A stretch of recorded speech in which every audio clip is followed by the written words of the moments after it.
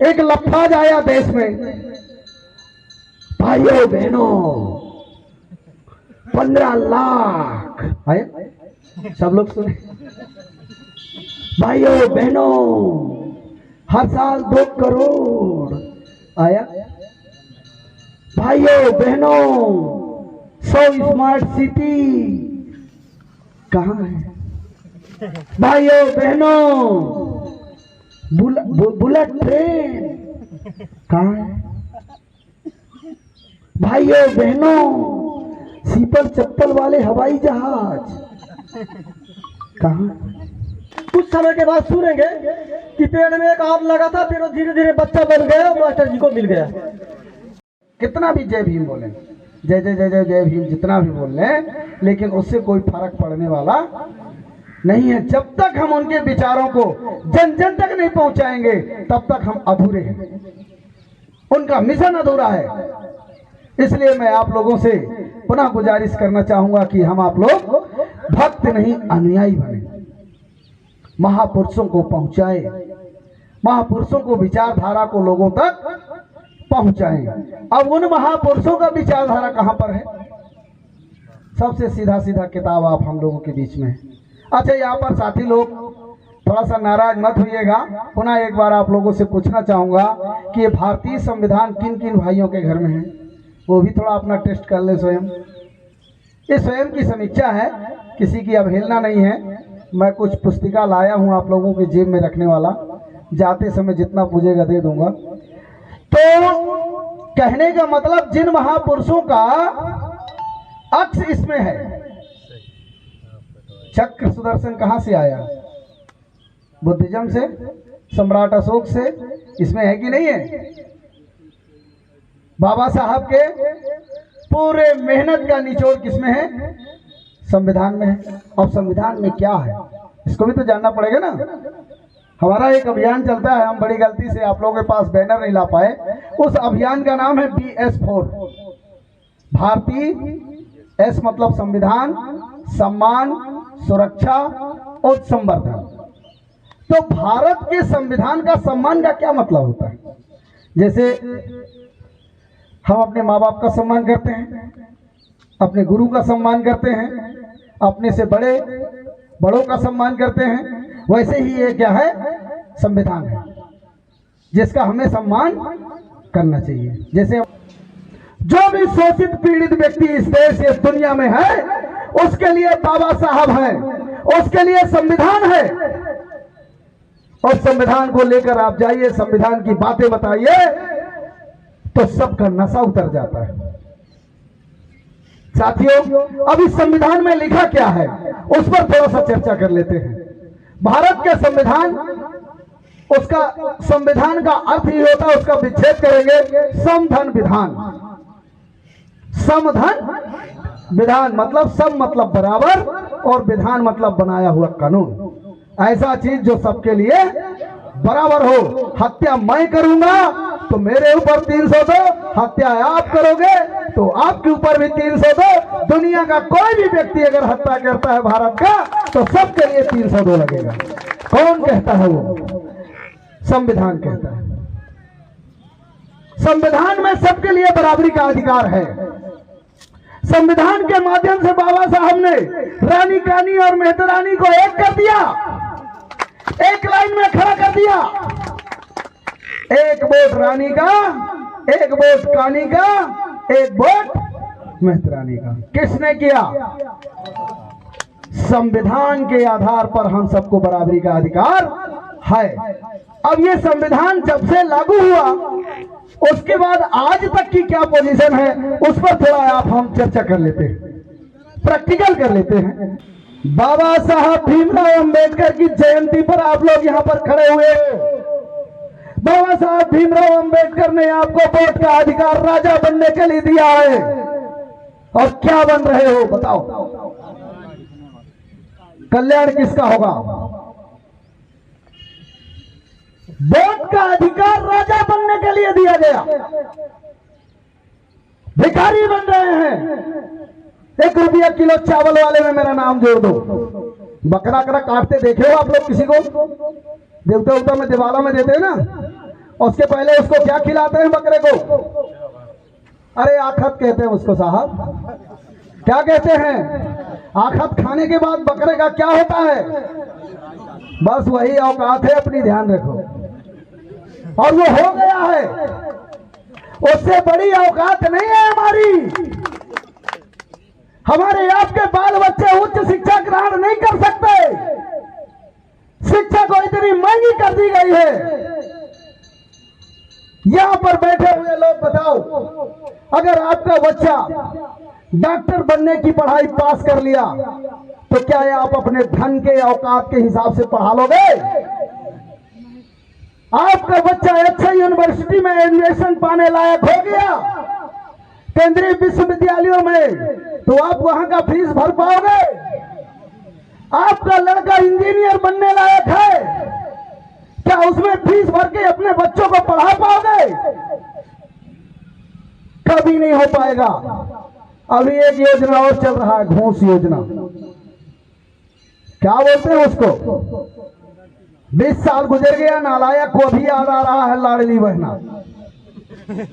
हमारी माताएं बहनें लगी हैं लाइन लगा के, भाई हमारे 1000 दी। अरे भाई, तुम्हारे लड़कों का शिक्षा खत्म कर दिया, भाई तुम्हारे औलादों का रोजगार खत्म कर दिया। महंगाई ऐसी बढ़ाई जा रही है कि चरसी उधेरे जा रहे हैं। 1 लीटर डीजल पेट्रोल में 50 रुपया टैक्स देते हो। गैस सिलेंडर का पता कर लेना, भराते हो, कोई भी चीज उनका पता कर लो कितना टैक्स बनाया है। अभी आपका ये मोबाइलों से रोज हम लोग आंकड़ा लगाए हैं कि एक व्यक्ति 1 महीना में कम से कम 2000 सरकार को देता है। चाहे जहां से भी दे, जो भी वस्तु आप खरीदते हो वापस पैसे वहां जाता है। उस नालायक को यह मालूम नहीं है कि जिन बहनों को मैं लाडली बहना कह रहा हूं, उन बहनों को अगर मैं मजदूरी बढ़ा दूं, 150 पाते हैं, 300 पाने लगे तो 1000 देने की जरूरत। लेकिन योजना गुलाम बनाए जाने के चलाए जा रहे हैं, मानसिकता के रूप से और शारीरिक रूप से। मिलता है खाने को, कौन जाए कमाने को। ये समाज ऐसे हो जाएगा। हर कोई हराम को प्राप्त करने की सोच पैदा हो गई है लोगों में। मेहनत करने की सोच खत्म होते जा रही है। तो आने वाली पीढ़ी हमारी क्या होगी? गुलाम होगी। अरे हम बाबा साहब के सिपाही है, ताल ठोक के कहो।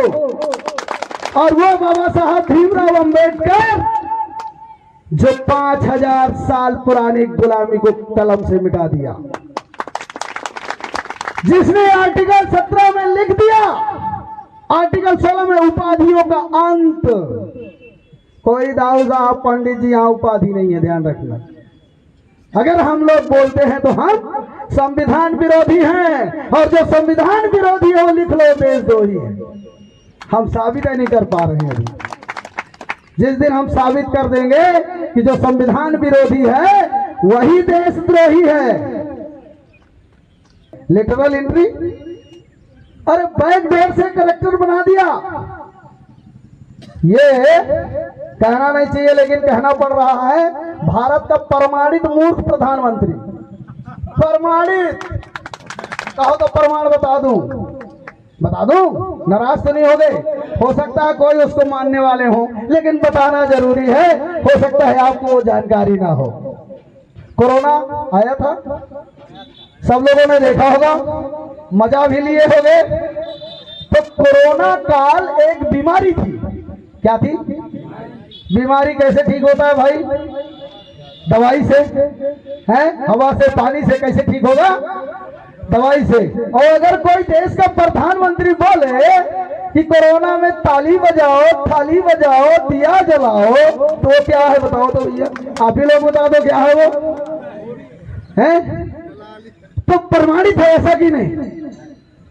इसलिए ऐसे लोगों से बचना है। और वो पुनः आएंगे कुछ भ्रम फैलाने के लिए। अभी पुलवामा वाला मामला चल रहा है, सबको सुने होंगे। वो सत्ता में आने के लिए कुछ भी चला सकते हैं, कुछ भी बोल सकते हैं। तो अवसर की क्षमता की बात चल रही थी। लेटरल एंट्री मतलब बैकडोर से कलेक्टर बनाने लगा। हमारे आपके पढ़े लिखे बच्चे, पढ़े लिखे युवा दिन रात मेहनत करके मर रहे हैं और उधर पहुंच पहुआ वाले लोग बिना परीक्षा के कलेक्टर सचिवालय में पहुंच रहे हैं। तो अवसर की क्षमता है क्या? न्यायालय में चले जाओ, सुप्रीम कोर्ट चले जाओ, बताओ कोई ST SC OBC का न्यायाधीश है? हाई कोर्ट चले जाओ, कोई है? तो किसकी हत्या हो रही है? संविधान की हत्या हो रही है और संविधान के माध्यम से हमारे आपके हक अधिकारों की हत्या हो रही है। और हम भक्त बने हुए हैं अभी, तो भक्ति से बाहर आना पड़ेगा, अनुयायी बनना होगा, संविधान की अनुयायी बनना होगा, संविधान का जानकार बनना होगा और गांव गांव घर घर संविधान आपको लोगों को बताना होगा। अवसर की क्षमता आ जाती, हम लोग जानते नहीं कहां से हो गई। लोग नौकरी में आ जाते हैं, वो एक बैकडोर में उनका संगठन चलता है जो भारत में अनरजिस्टर्ड है। हम बामसेव के सिपाही, हमारा बामसेव रजिस्टर्ड संस्था है, लेकिन वो देश में सबसे बड़ा संगठन है। उसको संविधान पर विश्वास नहीं है, इसलिए वो अपना रजिस्ट्रेशन नहीं कर रहा है और उसके लोग चुपचाप हमारे व्यवस्था में घुस रहे हैं, घुसेड़े जा रहे हैं। शहडोल में आप लोग सुने होंगे प्रोफेसरों की भर्ती हुई थी यूनिवर्सिटी में। वो क्या बोलते हैं, यूनिवर्सिटी का जो कुल सचिव था कोई मुकेश शर्मा करके, वो सब अपने परिवार रिश्तेदारों को भर दिया, हमारे लोगों को पता ही नहीं चला। और हम अभी वो 1 किलो वाले में, माफ करना 1 किलो वाले में मिल गया, 1 रुपया वाले में, 1 किलो वाले में, 1 रुपया वाले में फ्री को देख रहे हैं। तो साथियों ये इसको थोड़ा तेज करो, आप इसको खोलो। और वो संविधान में है।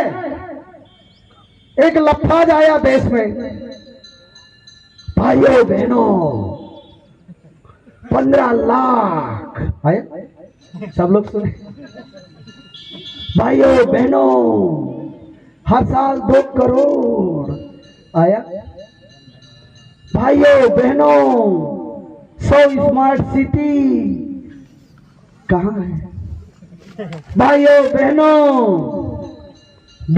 बुलेट ट्रेन कहां है, भाइयों बहनों सीपल चप्पल वाले हवाई जहाज कहां? क्योंकि हम संविधान को नहीं जानते, हम ज्ञानी नहीं हैं। बहकाने वाले के बहकावे में आ गए और दे दिए अधिकार दे दिए उसको अपना, और अधिकार लेकर वो 6000 करोड़ के प्लेन में उड़ रहा है। क्या कर रहा है? 6000 करोड़ के प्लेन में उड़ रहा है और स्लीपर वाले को साइकिल भी नसीब नहीं हो रहा है। ऐसा आते हैं लोग। अगर हम ज्ञानवान नहीं हैं, हम समझ, बाबा साहब ने कहा है कि आप लोगों को मेरी पूजा करने की जरूरत नहीं है, मुझे मेरे किताबों में ढूंढो और उन किताबों का प्रचार करो। तो अब आप निर्णय करिए कि आप भक्त हैं कि अनुयायी हैं। तो यहां पर जितने लोग बैठे हैं वो अनुयायी लोग आए हुए हैं, और अगर ये अनुयायी लोग मेहनत कर दें तो उनके विचार अब भी घर घर पहुंच जाए। अभी हम लोगों के घरों में बाबा साहब प्रवेश नहीं किए, ध्यान रखिए। तीनों मंत्र गाए हैं। पहला था शिक्षित बनो, दूसरा था संगठित रहो और तीसरा था संघर्ष करो। तो शिक्षा का ये हाल है कि हम लोगों को तो उनसे कुछ सीखा ही नहीं हम लोगों ने, बल्कि हमारे विपक्षी हैं उन्होंने बहुत कुछ सीखा। अपने बच्चों के लिए उन्होंने प्राइवेट स्कूलें बनवाई, कॉलेजें बनवाए, बल्कि हमारे लिए उन्होंने क्या किया, सारी की सारी संस्थाएं स्कूल हो, कॉलेज हो, सरकार की पूरी कोशिश है कि वो बंद कर दिए जाए और कोशिश में कामयाबी भी है। आप देख रहे हैं कि बहुत सारी स्कूलें बंद कर दी गई हैं। मध्य प्रदेश में बहुत सारी बंद है, हरियाणा में बहुत सारी बंद कर दी गई हैं, बहुत स्कूलों को मर्ज कर दिया गया है और बहुत सारी स्कूलों को बंद कर दिया गया है। लेकिन हम लोग उनसे कुछ भी नहीं सीख पाए हैं। हमारे हाथ से शिक्षा भी जा रही है और जहाँ तक मैं समझता हूँ कि जो लोग शिक्षित होके, शिक्षित नहीं बल्कि मैं कहूँगा कि पढ़े लिखे होके सरकारी सर्विस पा गए हैं, तो सबसे ज्यादा तो अंधविश्वासी वही हो गए हैं। जब 2-3 साल के बाद उनके पास कुछ अवकाश से ज्यादा पैसा हो जाता है तो उनको सपने में भगवान नजर आने लगते हैं और वो कथा भागवत कीर्तन में उलझ जाते हैं। मैं तो यहाँ तक समझता हूँ कि अगर उनके घर में बच्चे भी होते तो शायद उनके अपने दम पर नहीं होते, सब भगवान की देन होते हैं। वो आप लोग ऐसा लगता है व्हाट्सएप यूनिवर्सिटी कुछ समय के बाद सुनेंगे कि पेड़ में एक आम लगा था, फिर वो धीरे धीरे बच्चा बन गया और मास्टर जी को मिल गया। तो लगता है कि कुछ समय के बाद यही स्थिति आने वाली है। तो हम लोग अपने महापुरुषों से तो कुछ सीख नहीं पाए। दूसरा मंत्र था, मैं साढ़े में बोलूंगा, दूसरा मंत्र था संगठित रहो। संगठित नहीं होते हैं। आज देखेंगे हर जाति की, हर क्षेत्र की एक अलग पार्टी बन गई है और यही कारण है कि हम सब लोग बट गए हैं। और देख रहे हैं आप लोग ये कितने संख्या में है, जितने मंच के इस पार है शायद उससे डबल होंगे। यहाँ तो इतना होना चाहिए कि जगह नहीं होनी चाहिए खड़े होने के लिए। लेकिन दिक्कत यही है कि जितने भी लोग हैं सब लोगों ने अपने अपने संगठन बना लिए हैं। आज के टाइम में मैं देखूं कि मतलब 1000 आदमी में हर एक गाड़ी में किसी के प्रदेश अध्यक्ष, कोई राष्ट्र अध्यक्ष लगा होता है। मैं तो देखता हूँ कि 25-30 साल के लड़के को यहाँ जिसकोर्जा का अध्यक्ष बना देते हैं, मंडल अध्यक्ष बना देते हैं। जितना काम वो लोग करवा पाते हैं उतने हमारे प्रदेश अध्यक्ष नहीं करवा पाते हैं। अब आप बताइए कि पब्लिक किसके पास जाएगी? हमारी मजबूरी ऐसी है। आप देखिए कि 2014 के पहले प्रधानमंत्री के दावेदार सिर्फ और सिर्फ आडवाणी जी थे, लेकिन एक रात में आरएसएस वालों ने प्रधानमंत्री का कैंडिडेट बदल दिया और 7-8 सालों में आडवाणी को आपने कहीं सुना हो किसी भी मंच पर कि उन्होंने अपना संगठन बना लिया है, कहीं उनकी बुराई किया है? हमारे यहाँ तो लोग अगर 5 में टिकट नहीं पाते, 5 जना खड़ा करे ना तो अलग से संगठन बना लेते हैं। अगर जिला पंचायत में टिकट उनको पार्टी नहीं लगाती है वो अलग से दूसरी जगह मिल जाते हैं। ये बहुत बड़ी कमी है। अगर ऐसा रहेगा तो हमारे देश में क्या स्थिति आने वाली है ये आप लोगों के सामने है। और कुछ तीसरा मंत्र था बाबा साहब का, संघर्ष करो। संघर्ष तो हम लोग बहुत करते हैं, संघर्ष तो इतना करते हैं कि शायद कोई करता हो। हमारे यहाँ तो भाई भाई से संघर्ष कर रहा है, एक घर दूसरे घर वालों से संघर्ष कर रहा है, एक जाति दूसरे जाति से संघर्ष कर रही है। और हमारे जैसे पार्टियां, जितने भी अपने जैसे पार्टियों के लोग, हर पार्टी एक के बाद एक दूसरे से संघर्ष करती है और इसी का नतीजा है कि हम यहाँ तक पहुँच गए हैं। लेकिन विपक्षी को देखिए, वो आपस में संघर्ष नहीं करते हैं बल्कि वो लोग पूरी कोशिश करते हैं कि उनका संगठन बना रहे। और वो ईवीएम तो है ही है, अपने संगठन के दम पर, अपने संघर्ष के दम पर कितना आगे हैं हम लोग। बस ज्यादा समय नहीं लूंगा क्योंकि मुख्य अतिथि भी है, उनको अपनी बात रखना है ज्यादा समय, इसलिए आप सभी को एक बार फिर से मैं बाबा साहब की 132वीं जयंती की हार्दिक शुभकामनाएं देता हूं। इसी के साथ आप सभी को जय भीम, जय भारत।